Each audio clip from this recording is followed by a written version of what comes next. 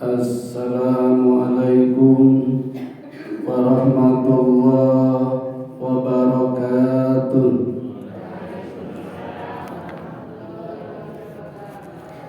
Alhamdulillahi wahda, sadaqa wa'da, wa nasara 'abda, wa a'azza junda, wa hazamal ahzab wahda.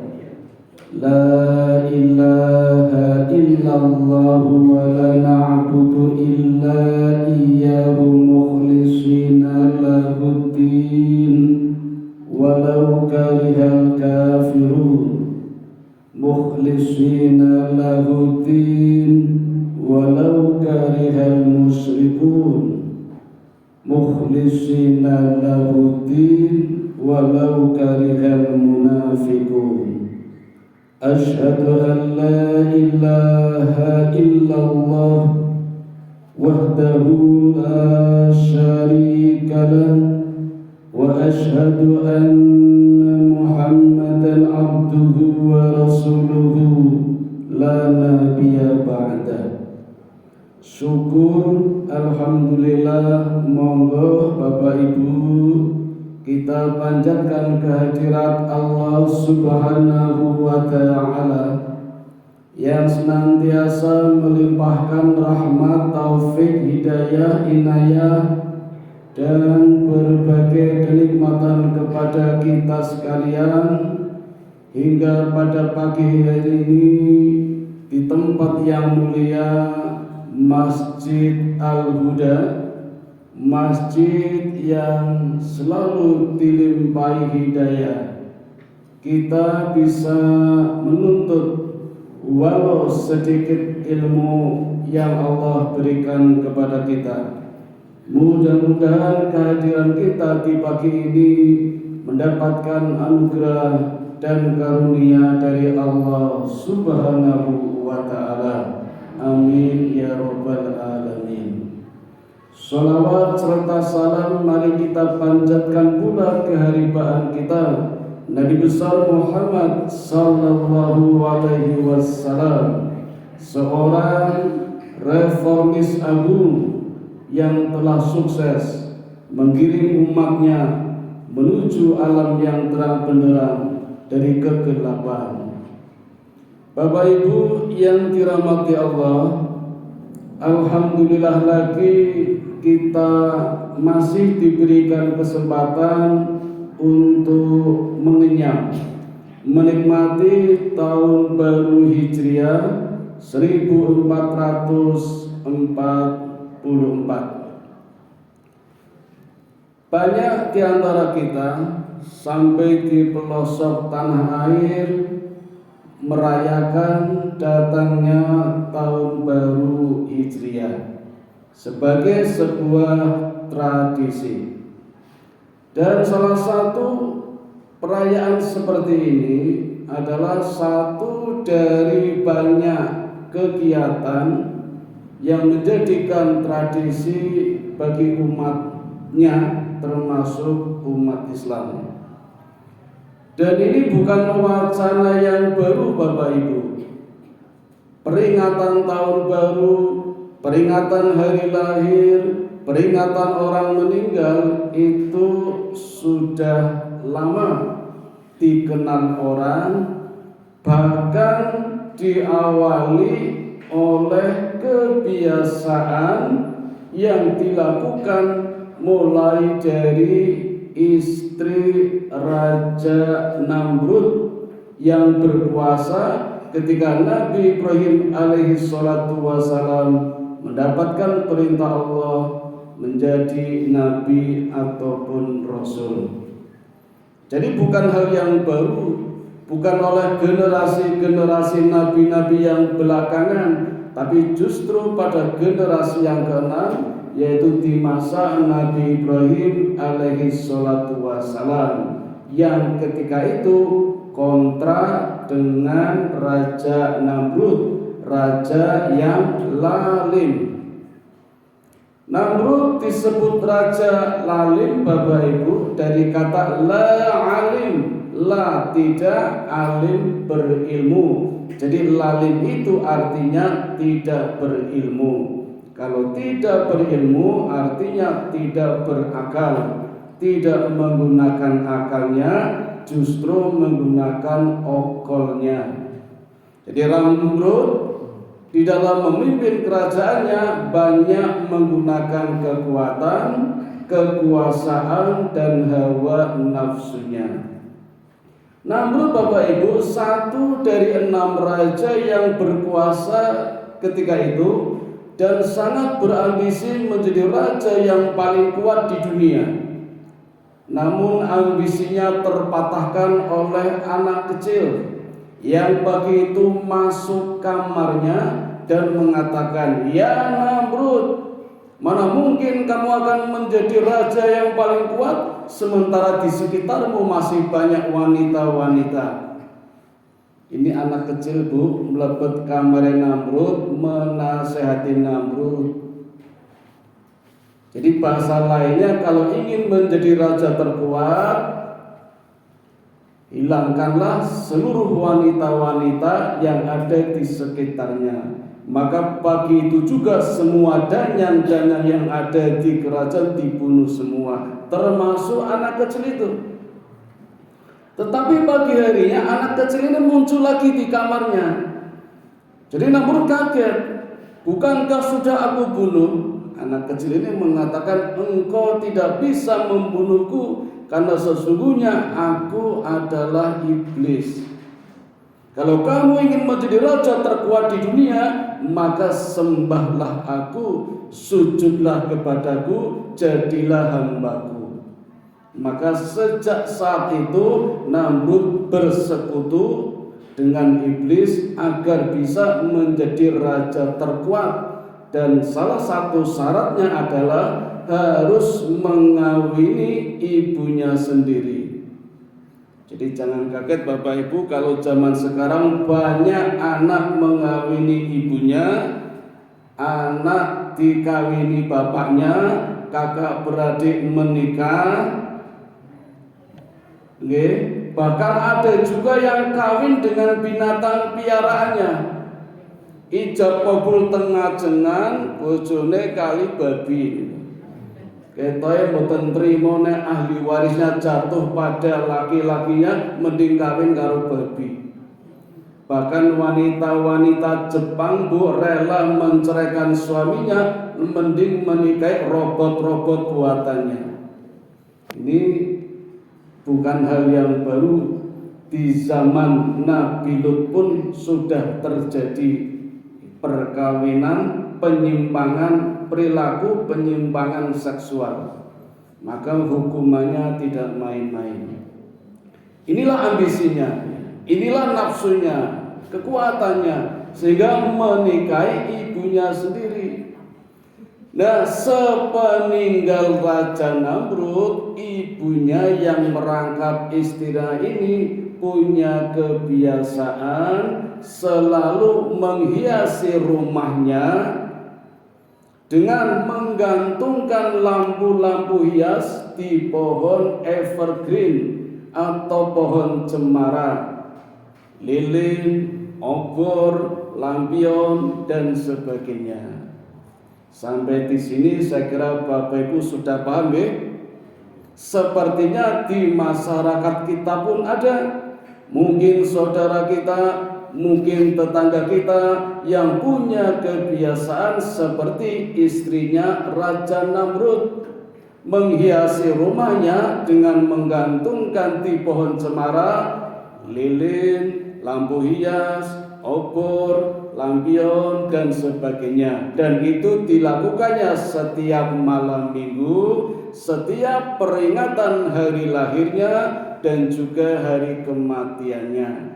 Di tempat kita pun ada yang mengenal seperti itu. Ketika ulang tahun merayakan dengan menyanyi tiup lilin. Kemudian ketika hari kematian ada peringatan namanya haul. Jangan kaget, itu sudah dilakukan sejak zaman Namrud oleh istrinya. Bapak Ibu, berbicara tentang hari lahir dan hari mati itu sebenarnya perkara musayyar. Musayyar itu sifatnya dependen. Ada ketergantungan dari Allah. Allah yang memberikan kepada hambanya, manusia terima beres. Hanya satu yang Allah minta, terima apa adanya, lakukan sesuai dengan perintah Allah. Itu saja yang namanya musayyar. Karena semuanya diberikan oleh Allah, maka tidak ada pengaruhnya dengan pahala dan dosa. Kalau tidak ada pahala dan dosa, maka tidak berpengaruh masuknya seseorang ke dalam surga atau neraka. Itu musayyar. Tetapi ketika orang itu mulai mengotak-atik, ngitik-ngitik, ngutak-ngutak, dengan musayyar yang ada mau diapain, ada ikhtiar, itu baru disebut mukhayyar. Dan mukhayyar ini ketika amalannya, ikhtiarnya positif, berpahala. Ketika ikhtiarnya negatif, berdosa. Dan pahala menyebabkan orang masuk surga, berdosa menyebabkan orang masuk neraka. Monggo Bapak Ibu ingkang sampun asal unjukan rumiyin ini mboten menapa selak adem. Saya tak lanjut dulu nih Bapak Ibu. Contoh musayyar diantaranya hari lahir dan hari kematian. Itu Allah yang memberikan kepada kita. Tahu-tahu kita lahir tanggal berapa, meninggal tanggal berapa, itu musayyar. Termasuk hari lahir, hari kematian, hari apa, itu semuanya baik. Karena Allah sendiri yang memberikan nama-nama hari. Mulai dari Ahad, dari kata wahidun, isnaini, Senin, thalatha menjadi Selasa, Arba'a menjadi Rabu, Khamsa menjadi Kamis, dan seterusnya. Allah sendiri yang memberikan nama-nama hari. Maka semua hari adalah baik. Tidak ada hari yang jelek, tidak ada hari buruk, tidak ada hari sial, tidak ada hari naas. Maaf Bapak Ibu, kalau sampai hari ini masih ada yang mengatakan bahwa hari Jumat adalah hari baik, tolong diperbaiki. Kelihatannya sepele, tapi ini sudah masuk ranah akidah. Ketika kita mengatakan hari Jumat adalah hari baik, maka seolah-olah kita juga mengatakan bahwa hari selain Jumat adalah hari tidak baik, atau hari buruk, atau hari sial. Paling aman Bapak Ibu kalau kita mengatakan hari Jumat adalah Sayyidul Anam, hari yang paling mulia, hari yang paling baik. Kalau kita mengatakan hari Jumat adalah hari yang paling baik, berarti hari lain masih baik. Paham Bapak Ibu? Sekarang kita buktikan. Nabi Muhammad lahir hari apa Bapak Ibu? Senin, bukan Jumat. Kalau hari Jumat baik, berarti Nabi jelek dong, kan lahirnya hari Senin. Nabi Muhammad meninggal hari apa Bapak Ibu? Senin, bukan Jumat. Sekarang saya balik. Fir'aun, Namrud meninggal hari apa? Jumat. Kalau hari Jumat baik, mestinya Fir'aun masuk surga, Namrud masuk surga. Tapi kenyataannya taubatnya Fir'aun ditolak. Ketika Fir'aun ditenggelamkan di lautan, jenazahnya belum jenazah, masih hidup itu, dilemparkan ke daratan, masih hidup. Dan di hadapan Musa, Fir'aun bertobat, ya Musa, kalau begini akhirnya aku bertobatlah, aku yakin kepada Tuhanmu. Taubat itu Fir'aun. Tapi Allah jawab lewat malaikat Jibril, tobatmu aku tolak. Lalu oleh malaikat Jibril ditenggelamkan lagi, dilelep ke sisan itu. Telak, kata malaikat Jibril. Itu terjadi pada hari Jumat tanggal 10 Muharram. Nah, tadi Bapak Ibu, jadi paling aman kalau mengatakan hari Jumat adalah hari yang paling baik. Hati-hati, kadang tidak sengaja kita menyakiti orang lain. Kula nate teng kampung niku wonten sripah dalam seminggu 2 kali, yang satu hari Jumat, yang satu hari Selasa. Pada waktu saya takziah hari Selasa, ngajengan kula cerita, pada jajar kula niku sing sripah. Ngajengan kula cerita, wingi apik ya matine Jumat. Jajar kula sing sripah dina Selasa, Bu. Napa mboten keloro-loro niku? Langsung tak keplak wong meneng. Ora cerita.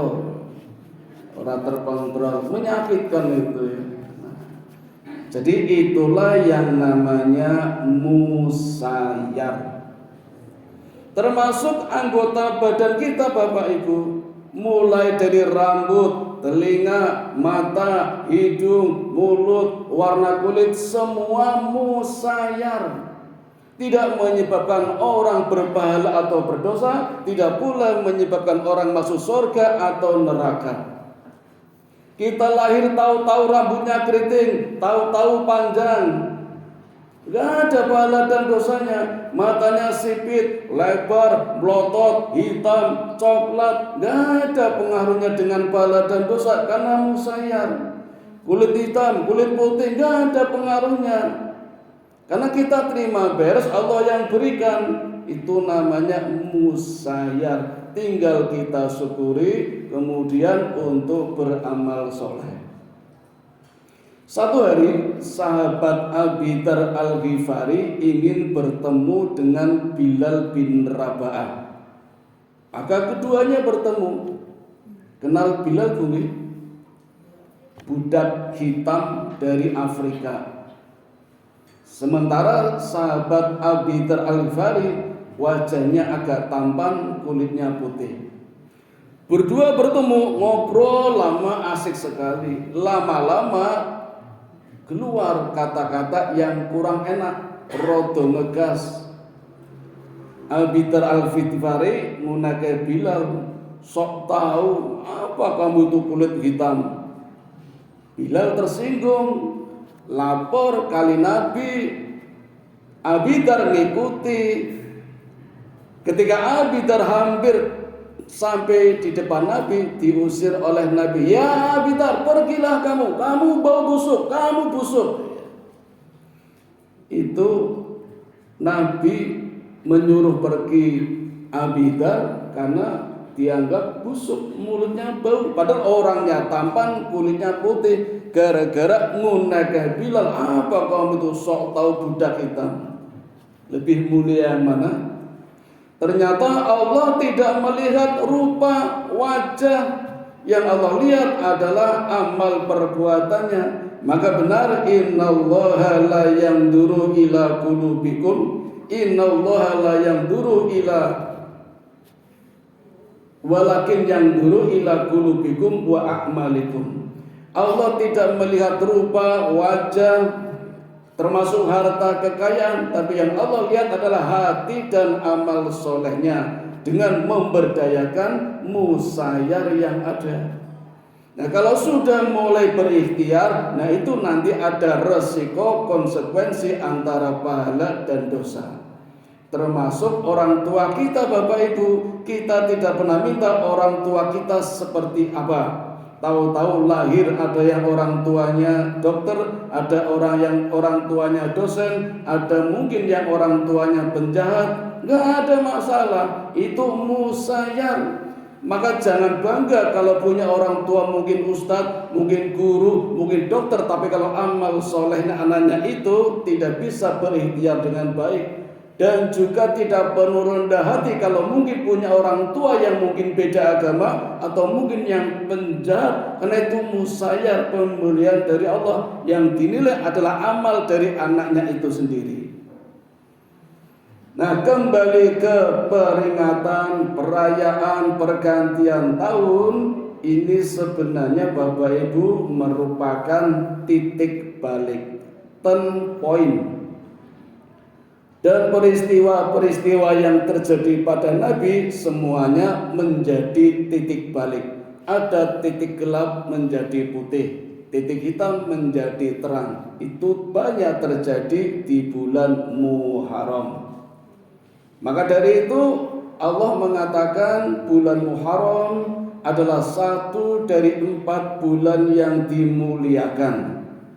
Bahkan dari 12 bulan Hijriah ada 4 bulan yang patut dihormati, bulan yang diharamkan sekaligus bulan yang disucikan. 3 bulan berdampingan, 1 bulan terpisah. Yang berdampingan adalah Rajab, Sya'ban, Ramadan. Yang terpisah Muharram. Dalam riwayat lain 3 yang berdampingan, Dzulqa'dah, Dzulhijjah, Muharram. Yang terpisah Rajab. Kok benten boten usah bingung Bapak Ibu, Nabi Muhammad orangnya cerdas. Kapan Nabi harus mengatakan 4 bulan yang mulia adalah Rajab, Sya'ban, Ramadan dan Muharram? Kapan Nabi akan mengatakan 4 bulan yang dimuliakan adalah bulan Dzulqa'dah, Dzulhijjah, Muharram dan Rajab? Ketika Nabi berada di suatu tempat, kebetulan umatnya tidak suka dengan bulan Sya'ban, Rajab, Ramadan, Muharram, maka Nabi mengatakan 4 bulan ini adalah bulan yang mulia. Ketika Nabi pindah ke satu daerah, umatnya tidak suka dengan bulan Dzulqa'dah, Dzulhijjah, Muharram dan Rajab, maka Nabi mengatakan 4 bulan ini 4 bulan yang dimuliakan. Intinya Bapak Ibu, berarti semua bulan adalah mulia, masing-masing punya kemuliaan tersendiri. Khususnya Muharram, banyak peristiwa yang menjadikan titik balik bagi Nabi yang sebenarnya buat kita semua. Contoh Nabi Adam alaihi salatu wassalam yang dikaruniai oleh Allah umurnya 950 tahun. Tetapi ketika di surga Allah mengatakan kepada Adam, "Ya Adam, aku yang menjadikan kamu ada. Aku berikan fasilitas di surga serba lengkap. Banyak makan, makanlah yang kamu suka. Banyak minum, minumlah yang kamu sukai. Pakaian, pakailah yang kamu sukai. Hanya satu yang aku minta, jangan makan buah kuldi. Itu saja kamu tidak mampu, maka pergilah dari surga ini." Nabi Adam cuma berbuat dosa sekali dikeluarkan dari surga. Kita ketoke sedina ping pinten nggih Pak nggih berbuat dosa? 20 wonten nyuwun mlebet surga. Kira-kira imbang boten nggih? Tetapi jangan khawatir Bapak Ibu, Nabi Muhammad sallallahu alaihi wasallam memberikan rambu-rambu kita bisa masuk surga. Banyak rambu-rambunya. Satu dulu, kata Nabi, kita tidak boleh membedakan antar nabi. La nufarriqu baina ahadin mir rusulih wa qalu sami'na wa ata'na ghufranaka rabbana wa ilaikal masir. Jumlah nabi Pak 124.000. Diringkas jadi rasul 313. Yang tercantum di Quran 25. Satu saja kita tidak suka dengan nabi tertentu, sama saja tidak suka semuanya. Itu yang dilarang oleh Nabi kita Muhammad sallallahu alaihi wasallam. Berarti semuanya harus kita cintai. Bagaimana kita bisa mencintai? kita mulai dari mempelajari kehidupannya. Kita harus belajar sirah nabawiyah.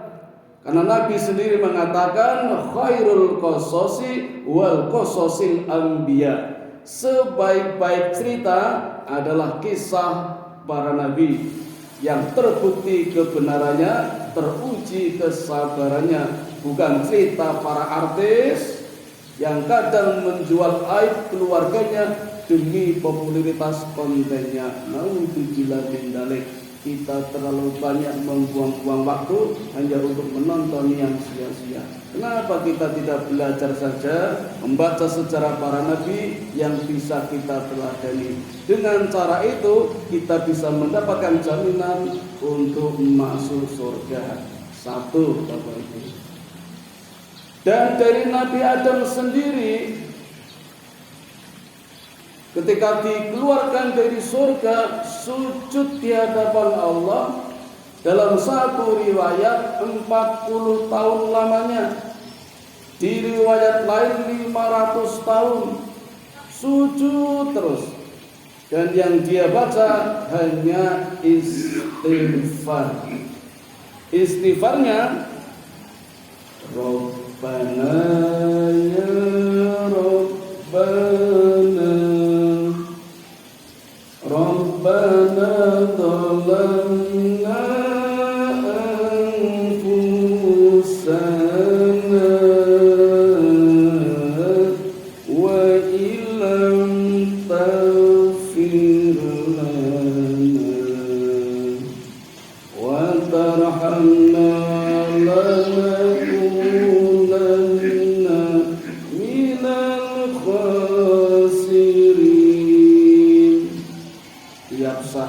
tiap jam selama 40 tahun bertobat membaca istighfar baru diampuni. Kita sehari 20 kali berbuat dosa, siji mojo kuwi abot banget ya. Kadang mungkin nggak sempat baca itu. Istighfarnya berbeda. Astagfirullah. Mboten napa-napa.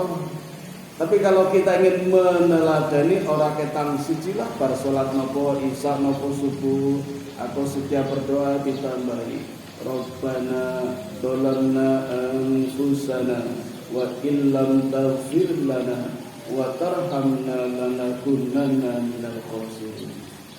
Karena di hati Nabi Adam, pada diri beliau juga banyak keistimewaan. Di antaranya Nabi Adam Allah ciptakan dengan tangannya Allah sendiri. Nggak usah dibayangkan tangannya seperti apa, tentu berbeda dengan makhluknya. Nabi Adam tidak punya bapak dan ibu. Nah, ini bisa kita jadikan jawaban mengapa Nabi Isa bukan Tuhan. Saudara-saudara kita yang beda agama masih ngotot Nabi Isa itu Tuhan. Kenapa? Karena hebatnya di mana? Lahir tanpa bapak. Wah, lahir tanpa bapak. Adam harusnya jadi nabi tanpa bapak tanpa ibu. Nyatanya ada di Tuhan, nyatanya tidak jadi Tuhan. Itu keistimewaan Nabi Adam. Dan kata Nabi, ketampanannya itu menerangi alam semesta. Itu Nabi Adam. Kalau Nabi Yusuf seperti bulan purnama. Kalau Nabi Muhammad dua-duanya. Jadi kalau ditanya sebenarnya siapa yang paling bagus, ya Nabi Muhammad nomor 1. Nomor 2 Nabi Ibrahim. Karena Nabi Ibrahim memiliki wajah yang mirip dengan Nabi Muhammad. Yang ketiga Nabi Shu'aib. Karena Nabi Shu'aib ketampanannya mirip dengan Nabi Ibrahim. Nah, baru Nabi Adam, baru Nabi Yusuf. Tetapi kenapa Yusuf yang paling viral? Karena ketika itu masalahnya hanya itu. Tidak menghadapi umat-umat seperti Shu'aib menghadapi umat Madian, tidak seperti Nabi Hud menghadapi kaum Ad, tidak seperti Nabi Soleh menghadapi kaum Samud, tidak seperti Nabi Lut menghadapi kaum Sodom. Beda permasalahannya. Nah, peristiwa taubatnya Adam tadi Bapak Ibu terjadi di bulan Muharram tanggalnya 10. Jadi ada titik balik dari sisi gelap menjadi terang. Nabi Adam.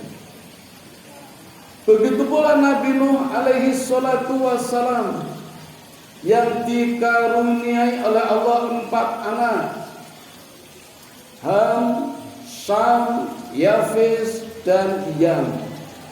Kersane Gusti Allah sing ragil sing Yam, nama aslinya Yam, bahasa Israelnya Kan'an. Itu dilalah kok tidak taat kepada Allah, durhaka kepada orang tua, termasuk umat-umatnya. Nabi Nuh dalam satu riwayat umurnya terpanjang 1500 tahun, tetapi usia dakwahnya 800 tahun.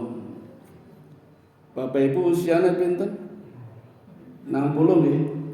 Usia dakwahnya pinten? Usia dakwah itu ya ngajak orang yuk ngaji, ayo sholat, ayo puasa. Itu kalau dihitung kira-kira berapa tahun namanya usia dakwah. Nah, Nabi Nuh usia dakwahnya 800 tahun, Bu. 800 tahun Nabi Nuh dakwah cuma dapat umat 80, Pak. Jadi 10 tahun entok siji, 10 tahun entok siji.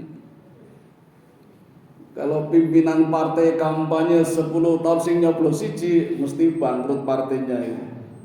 Kepala sekolah mimpin sekolah 10 tahun dapat siswa 1, bubar sekolahannya. Dodolan 10 tahun sing tuku mung siji, bubar.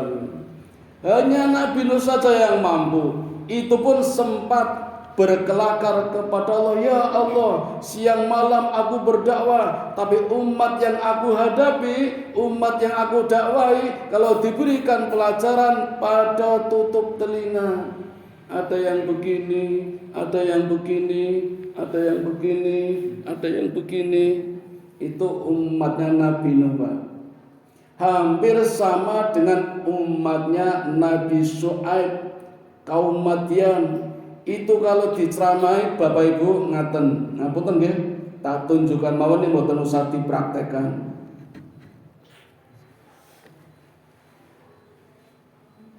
Ngaten dumbluk kali ngaten. Nika umatnya Nabi Syuaib. Makanya ketika Allah mendatangkan bencana seminggu 7 hari Allah mendatangkan musibah, pagi harinya mayat-mayat bergelimpangan, posisinya pada menekuk lutut dengan kepala dimasukkan di antara 2 lutut. Ada yang gelempang, ono sing cukir baik, tapi posisinya sama semua. Karena meremehkan ketika Nabi Syuaib berdakwah di kaum Madian. Nah, Nabi Nuh mirip umatnya pada tutup telinga 800 tahun. Akhirnya Nabi Nuh mengatakan, ya Allah, sudahlah ya Allah, habiskan saja. Mereka punya anak, sama anaknya juga nanti sama dengan orang tua, habiskan saja. Maka sejak saat itu Allah menghentikan dakwahnya. Udahlah, nggak usah dakwah, nanti akan aku datangkan banjir, tapi kamu siapkan kapal ya Nuh. Buat kapal. Dari apa ya Allah? Ya dari kayu. Kayunya nanam pohon. Suruh nanam pohon dulu. 50 tahun pohon itu baru jadi besar. Artinya apa? Dakwah itu perlu perjuangan dan kesabaran. Tidak hanya minta musibah lalu datang musibah. Ada ikhtiar, ada muhayar. Nah, setelah pohon ditanam jadi tinggi, jadi besar, ditebang, jadikan kapal, baru mulai proses musibah yang Allah berikan. Kapalnya cukup besar, Pak.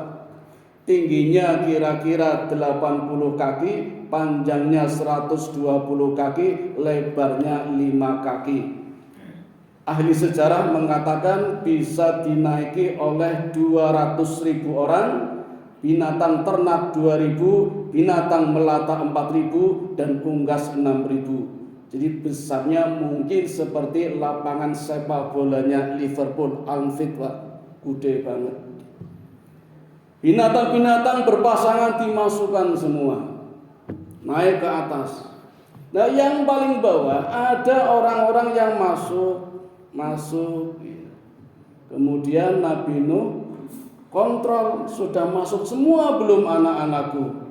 Dicek. diawasi. Ketika mencari Kan'an, ternyata banyak juga orang yang keluar lagi dari kapalnya, Pak. Loh, kok keluar lagi? Ya saya tidak ikut. Saya hanya numpang buang najis. Jadi ngece, Pak. Buang najis, buang hadas, buang air, pergi lagi. Wah, kebangetan sampai mau berpisah saja masih seperti itu. Ya dibersihkan, masih sabar itu ya. Nah, tinggal terakhir. Maka Nuh naik kapal nyari anaknya. Di mana? Lihat nggak Kan'an? Tidak ya Nuh. Lalu lihat, ternyata Kan'an bersama orang-orang kafir. Dari atas kapal Nuh memanggil-manggil, "Ya bunayyarkam ma'ana." Wahai anakku, naiklah ke kapal, ikut aku, ikut ayahmu. Kata Kan'an, "Tidak ayah, aku akan naik ke gunung yang tinggi." "Jangan Kan'an, Allah sedang murka, naiklah ke kapal." Kan'an belum menjawab, banjir sudah menghantam gunung berantakan, musnah semua. Allah selamatkan kapal Nuh beserta umat yang taat.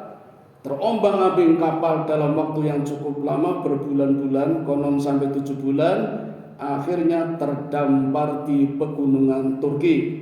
Perjalanan yang sangat jauh Bapak Ibu, dari Babilonia sampai Turki. Itu banjir pertama dan terbesar di dunia, memusnahkan semua generasi. Maka sejak saat itu Nuh dikenal sebagai Abul Bashar Tsani, bapak manusia yang kedua setelah Adam kan yang pertama. Nah, peristiwa banjir bandang itu juga terjadi tanggal 10 Muharram. Ada titik balik. Kalian ya? Sekarang yang ketiga, Nabi Yunus alaihi salatu wassalam. Kenal mboten Bu? Tempun dikenalan. Nabi Yunus sama skenarionya menghadapi umat-umat yang seperti itu, bahkan menantang musibah. "Ya Yunus, kalau engkau akan datangkan musibah sekarang saja, tidak usah ditunda. Minta sekarang coba Bapak Ibu." Maka Nabi Yunus diam-diam karena musibah tidak datang-datang, menuju ke tepian laut, ikut kapalnya orang. Kapal jalan, mulai miring, air masuk.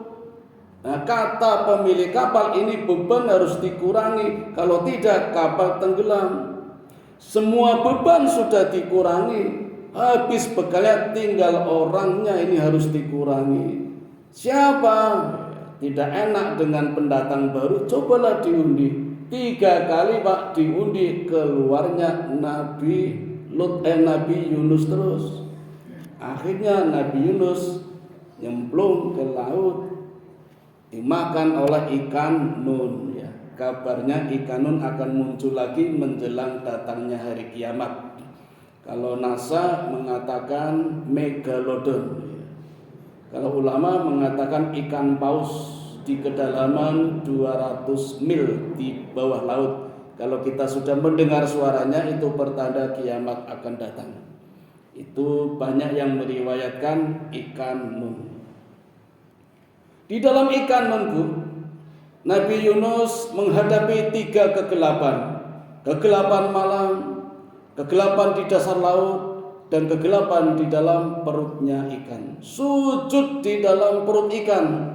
Istighfar Nabi Yunus, mohon ampun kepada Allah.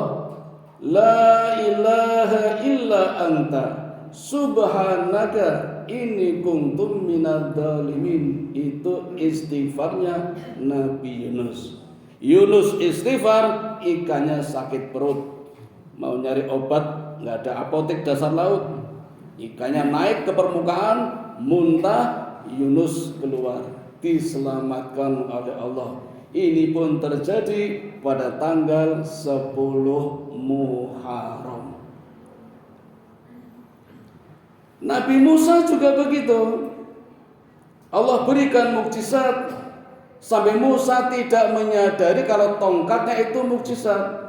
Dan itulah yang namanya mukjizat. Nabi-nabi semuanya tidak menyadari. Nabi pun tidak minta, Musa pun tidak minta. tapi dalam kondisi kritis Allah berikan jalan. Ya Musa, pukulkanlah tongkatmu ke lautan.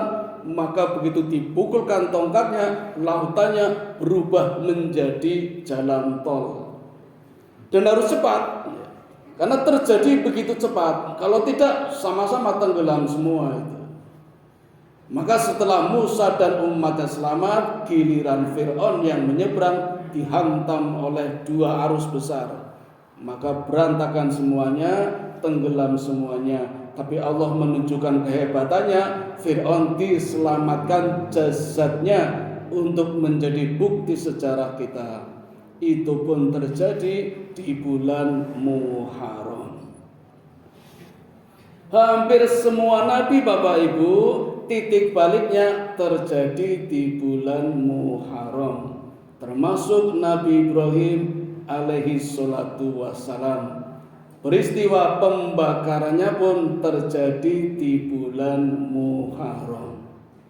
Kenapa sih Nabi Ibrahim harus dibakar? Karena ketika itu hukuman yang paling tepat, yang paling berat hanya hukuman dibakar hidup-hidup.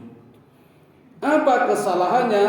Nabi Ibrahim kesalahannya memberantas semua berhala yang oleh Namrud dijadikan Tuhan. Padahal Namrud sendiri juga mengangkat dirinya menjadi Tuhan.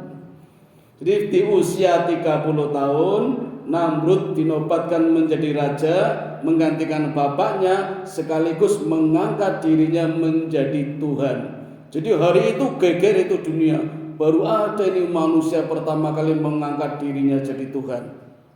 Jadi semua rakyatnya nggak ada yang berani memanggil Namrud, Raja Namrud, Tuhan, harus Tuhan. Dan siapapun yang bisa memanggil Namrud dengan kata Tuhan akan mendapatkan hadiah. Apapun yang diminta diberikan. Minta onta diberi onta, minta kuda diberi kuda, minta rumah diberi rumah. Namun minta sepeda kecil itu, tapi kan dulu belum ada sepeda itu. Jadi sejak saat itu Namrud punya kebiasaan setelah mandi besar duduk di singgasana, begitu tirai dibuka semuanya menyembah. Aloha, aloha, aloha, nyembah semua itu. Apa yang minta diberikan. Nah, fenomena ini yang menggelitik. Allah turunkan, berikan tugas kepada Ibrahim untuk berdakwah. Pertama kali Ibrahim datang ke istana, masuk ke tempat peribadatan Namrud, dan di dalam ada ratusan berhala, jumlahnya 300. Semuanya dipatahkan, lehernya, tangannya, kakinya, cuma disisakan satu. Pagi harinya Namrud kaget, siapa ini pelakunya? Ada yang lapor, saya lihat raja, saya lihat Tuhan, namanya Ibrahim, panggil Ibrahim, panggil. Tapi nggak ada bukti, panggil aja dulu, bukti belakangan. Nah, di sidang, di hadapan rakyat banyak, sidang terbuka. Ibrahim, saya dengar kamu yang membantai semua Tuhan-Tuhanku. Kata Ibrahim, siapa bilang? Saya dengar ada satu yang tidak berantakan, masih utuh, bahkan memegang kampak. Jangan-jangan dia yang membantai semuanya. Kata Namrud, gila kamu Ibrahim. Mana mungkin patung seperti itu bisa membantai yang lain? Kata Ibrahim, kalau tahu patung, kenapa disembah? Yang gila siapa? Kamu apa aku? Namrud marah, diam Ibrahim. Biasa, kalau pimpinan kalah kan langsung marah, bentak-bentak.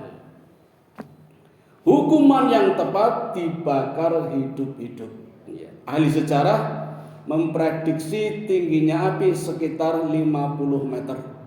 Ibrahim tidak langsung dicemplungkan, tapi dilontarkan ke atas dulu, sehingga baru terjatuh di kobaran api.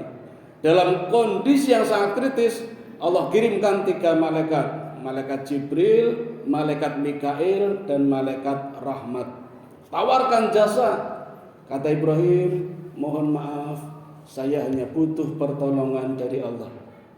Maka dalam kobaran api, zikir yang Ibrahim baca, nasrum minallah wa ni'mal wakil, ni'mal maula wa ni'mal nasir. nasrun minallah wa ni'mal wakil, ni'mal maula wa ni'man nasir. Allah pun mengirimkan pasukan. Allah kirim binatang-binatang untuk mematikan apinya. Tidak hanya itu, Allah pun berfirman kepada api, ya naru kuni bardan wa salaman Ibrahim. Wahai api, dinginlah kamu dan selamatkanlah Nabi Ibrahim. Ayat ini Pak, sekarang lagi banyak diamalkan oleh pemuda-pemuda di Bantul Pak. Katanya kalau membaca ayat ini Bu, dibakar tidak mempan. Ada nyobi Bu? Makanya langsung diamalkan, nyobi lungguh di atas kompor gas. Insya Allah hangus. Ini mukjizat. Di hadapan api yang berkobar, Namrud menunggu dengan senangnya dan rakyatnya juga menyaksikan. Api habis, tinggal abu, tiba-tiba bergerak-gerak. Muncul Ibrahim, segar bugar. Dalam riwayat seperti kehujanan itu bahasa Ibrahim. Kaget semua. Kata rakyatnya, ya Tuhan Namrud, ternyata Tuhannya Ibrahim lebih hebat daripada Tuhanmu. Itu yang ngomong rakyatnya itu. Kata Ibrahim, ya Namrud, sekarang giliranku. Allah akan membalasnya. Tidak perlu mengirimkan pasukan, tidak perlu bencana.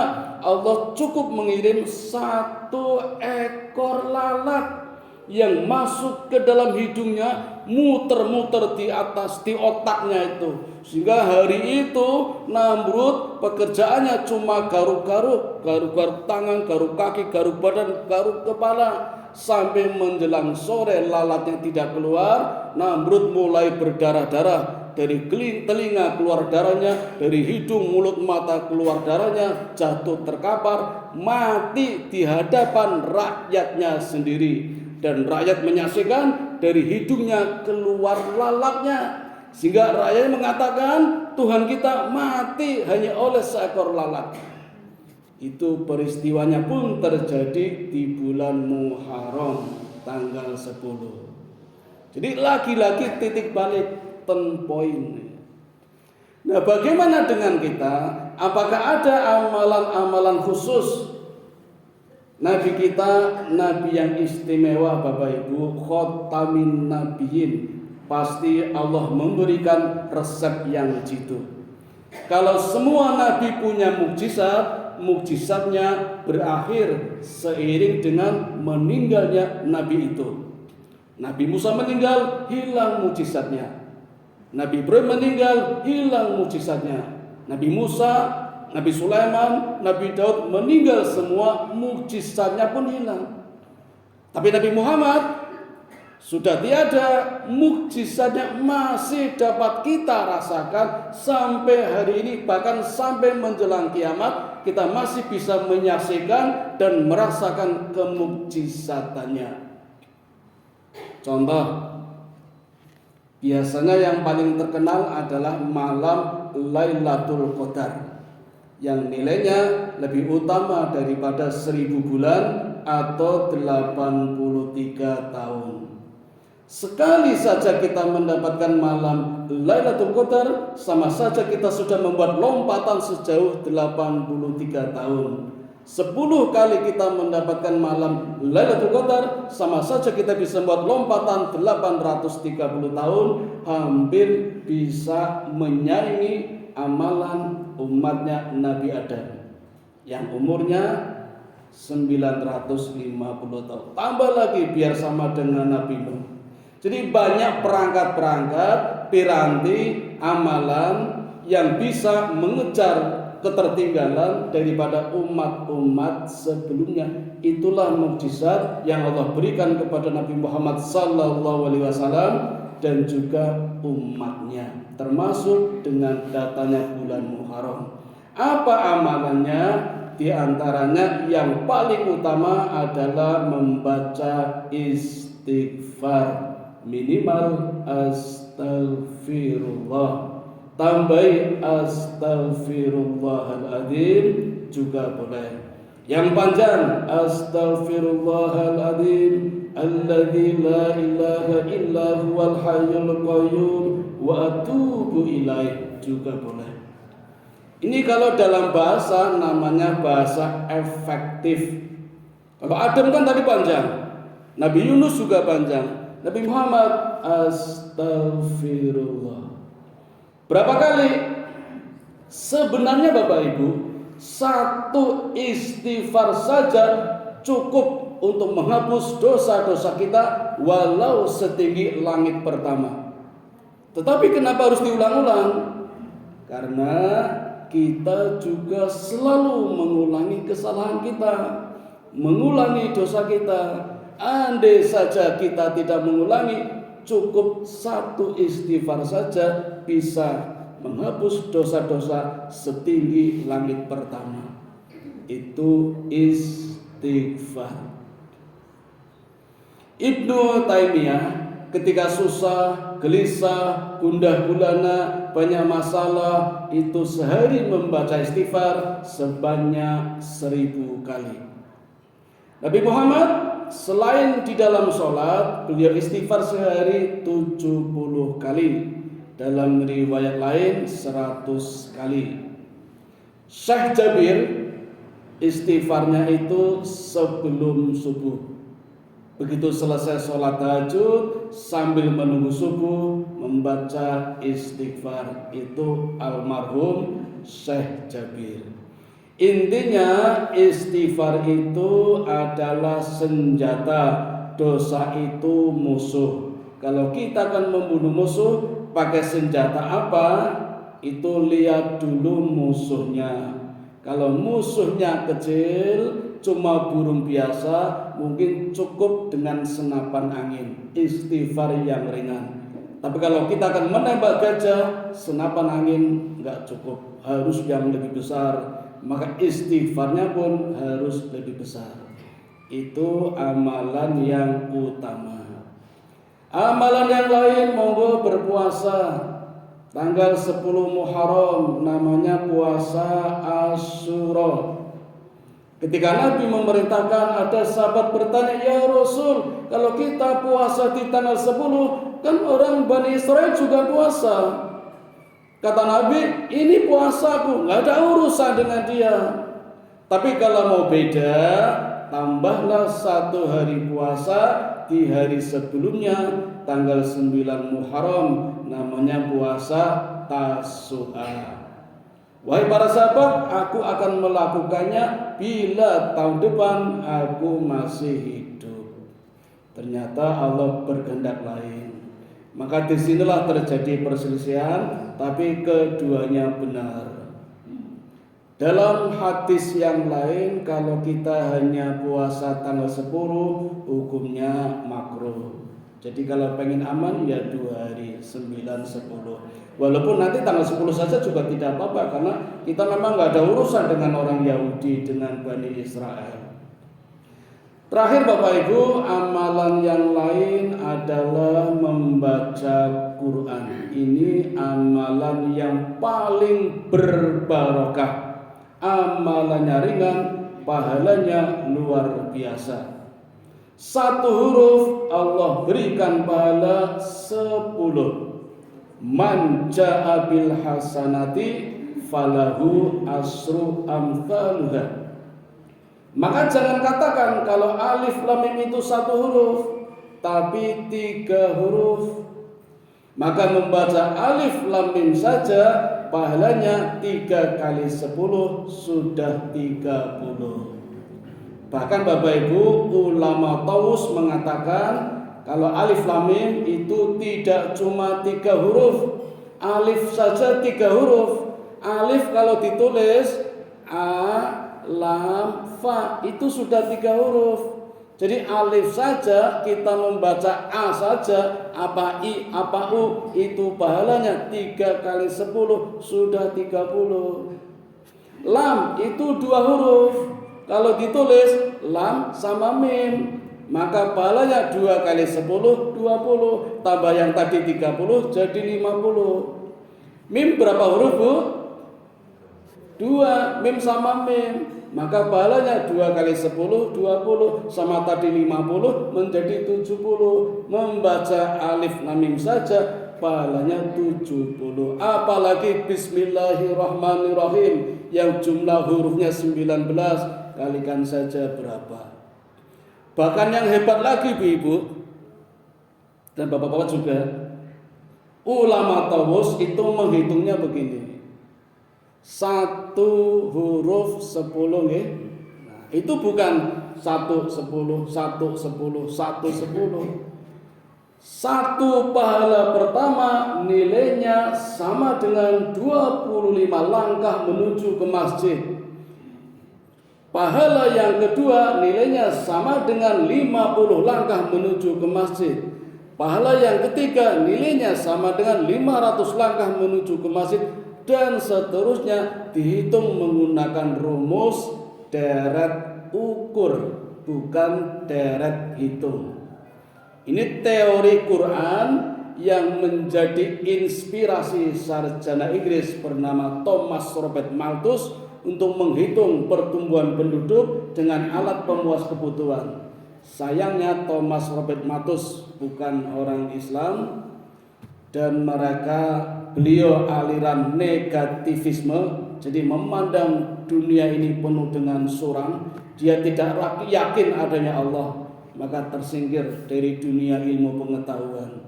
Quran adalah ilmu yang abadi dan ilmu yang mengundang kepada kita untuk melakukan amal-amal yang berbarokah. Itu amalan membaca Quran yang tingkatan terendah Bapak Ibu, namanya tartil. Warattilil Qur'ana tartila. Itu pahalanya saja sudah banyak. Bagaimana kalau yang belum lancar? Allah berikan 2 kali pahala. 1 pahala membaca, yang kedua pahala semangat juangnya belajar. Yang sudah lancar nggak usah meri, aku kamu siji lancar loh. Dulu kan sudah punya ketika belajar, sekarang investasi, tinggal mengalir saja pahalanya. Itu pahala tartil. Nanti tingkatan yang kedua tadarus, membaca artinya. Alhamdulillah tadi sudah dibacakan terjemahannya, kita menjadi paham. Saya tadi menyimak ada peristiwa Ashabul Sabti. Kapan-kapan kula mboten janji nek saniki waktune telas. Itu peristiwa di hari Sabtu. Jadi saya sempat Ashabus Sabti ada ayatnya itu. Kita jadi paham. Tingkatan ketiga tilawah. Tilawah itu pahalanya tentu lebih besar lagi.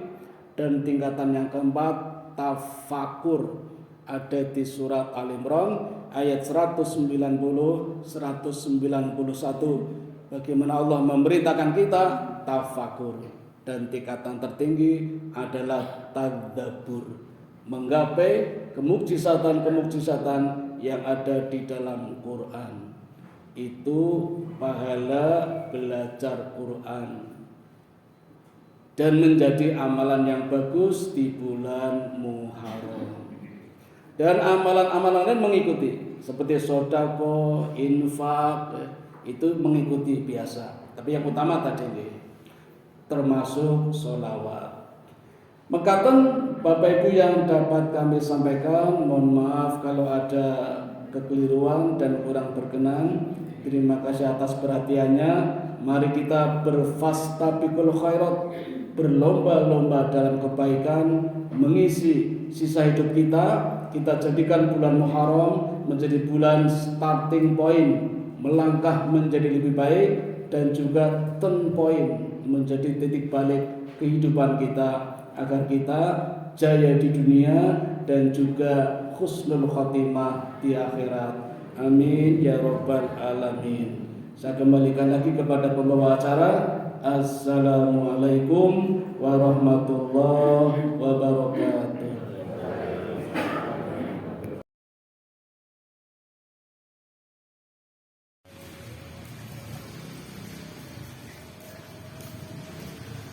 Allahu Akbar.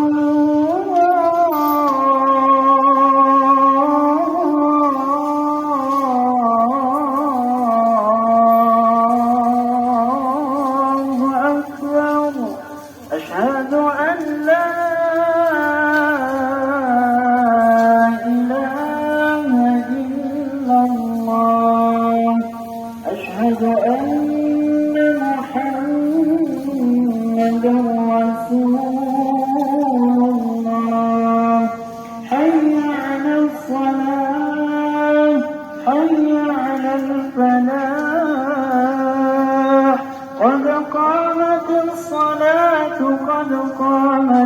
الصلاة الله أكبر الله أكبر لا إله إلا الله